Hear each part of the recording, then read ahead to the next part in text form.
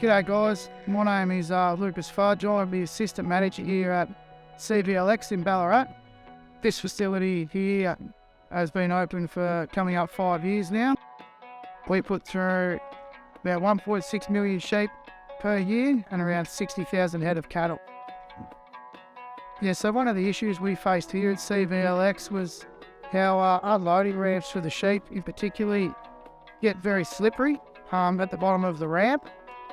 Ever since we've put in the VGrip with new mat, we've seen a huge decrease in injuries to sheep coming off the trunks at the ramps.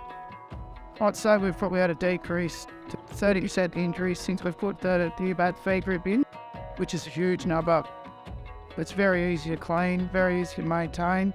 I think for what it is, the great product, it's very, very reasonably priced.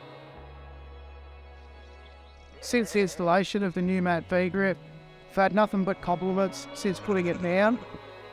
Everybody that uses the sheep ramps and receives sheep at the bottom have spoke very highly of the product.